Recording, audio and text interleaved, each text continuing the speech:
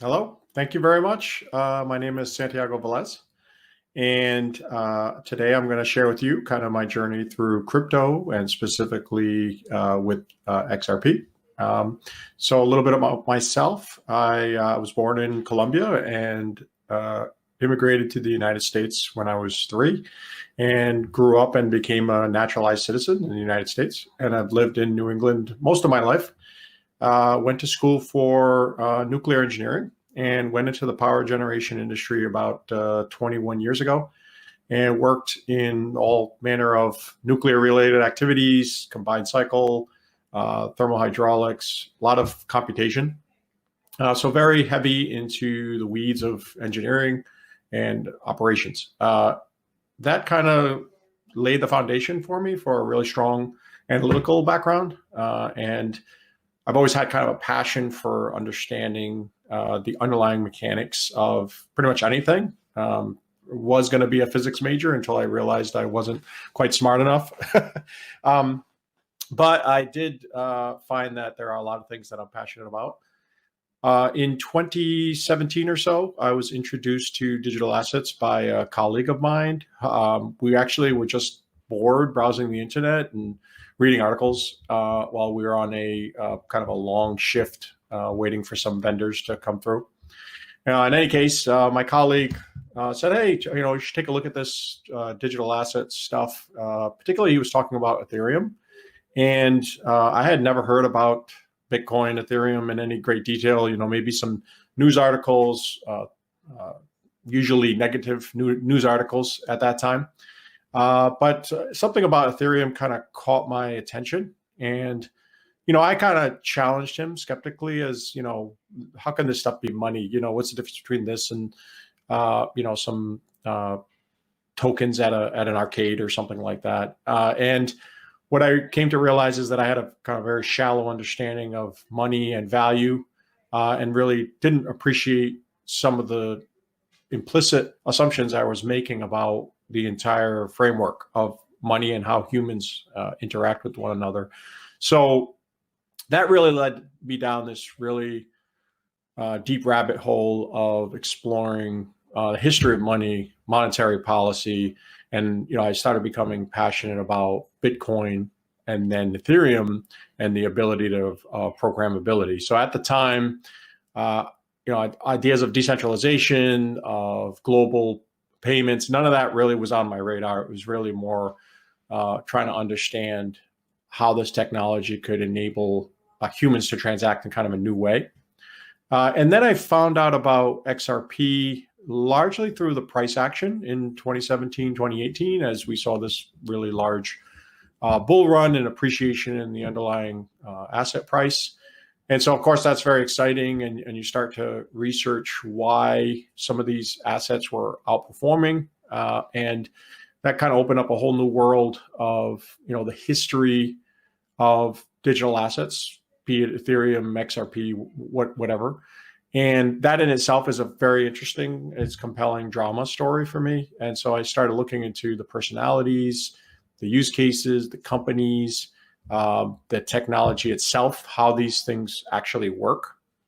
And before you know it, I started to appreciate why some ecosystems have particular properties and pros and cons. And for me, the biggest lesson learned in that process was that you really have to devote a lot of time to it. You have to, if you are passionate about it, explore nuance to a very high degree, where in other asset classes, it isn't as necessary. I mean, in 401k investing, for example, your retirement account, you pretty much can just look at some of the properties of the funds and performance and things like that. And there's not much more that you need to do. But in the digital asset space, you really need to get into what I call the verticals of each digital asset. And that to me are the properties of the underlying tokenomics, the monetary policy, how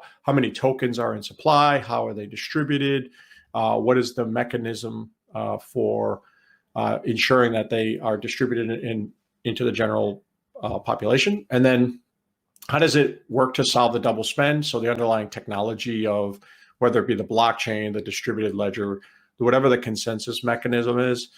So I look at the monetary policy, the technology underneath, and then I look at the people and the community behind the digital asset. So whether it's Bitcoin developers or Ethereum programmers, and organizations like Consensus, or with XRP, obviously Ripple, Coil, SBI. So I look at those verticals. To me, at the end of the day, the most important part are the people. Because any technology needs people to drive adoption, needs good stewards of it to bring it into the future. It just doesn't happen by itself.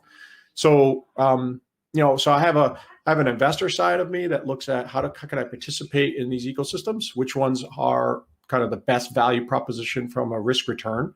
But then there's also kind of a philosophical part of me that looks at, what are these things capable of, and which ones do I want to support, with my money. So that's kind of how that was my journey into crypto, and then specifically into XRP. And so I hold many different cryptos in terms of managing a portfolio, because I firmly think that we are very early. So anyone that thinks that maybe because they weren't here in 2013 or 2017, that somehow they missed the boat, I think that's wildly incorrect. I think we're so early that even the basic infrastructure that one would need to run these type of systems isn't even fully laid out yet. And that goes with, Bitcoin, Ethereum, all of these ecosystems are just getting started, and adoption rates are extremely low on a global scale.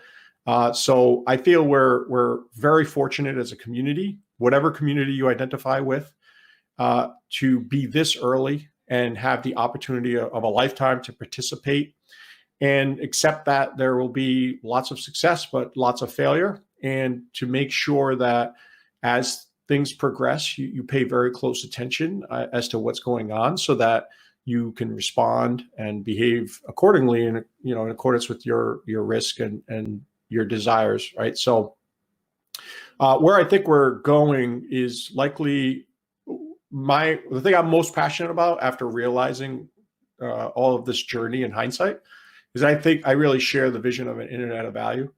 I think that we're heading into a future that is completely interoperable between not just finite cryptocurrencies, but digital assets in general, things that are issued, tokenized expressions of real world items, digitization of all the traditional asset classes, gold, commodities, stocks, bonds. But I actually think that even bigger than that, we're going to see in the internet of value is this multi-layered collision of all these technologies. So we're going to see like artificial intelligence, Internet of Things, machine to machine, and that's going to explode the velocity of value.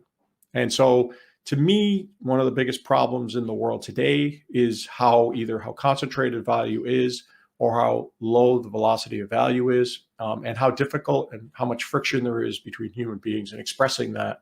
And I think the real promise of this technology in the future is kind of unlocks our ability as humans to express value uniquely, and then have the marketplace set the constraints, right? So you can decide you want to tokenize your properties or yourself, your efforts, your intellectual capital, whatever. You may want to interact with other properties or machines or other human beings. And this technology layer is going to enable that in a way that I don't think we've ever seen in humankind. It's going to be as revolutionary, more so, I think, than the internet, electricity, any of these prior inventions that it's built on. I think it's going to bring us into a kind of a golden age. So that sounds very idealistic, but that's my firm belief, because we've kind of unlocked, the genie's out of the bottle, right? This technology is available and accessible to everyone. It's open and permissionless, and really the sky's the limit. So that's really what drives me now, is the projects that help enable that internet of value, help to accelerate the velocity of value so people can express themselves, and then ultimately bringing people in, right, to the space is education, is to making sure that we communicate as authentically and accurately about these things with as little hyperbole, right? I mean, I know I just went on a rant about why, in a very hyperbolic way, how this could unfold, but that's more of a vision rather than a claim on the way things are. And so I think we need to have a very pragmatic view of the way things are currently, and measure our expectations as we go forward, and be patient, and appreciate this opportunity that we have to watch this unfold real time. This is something that very few are privy to, and I consider myself lucky to be one of them. So thank you.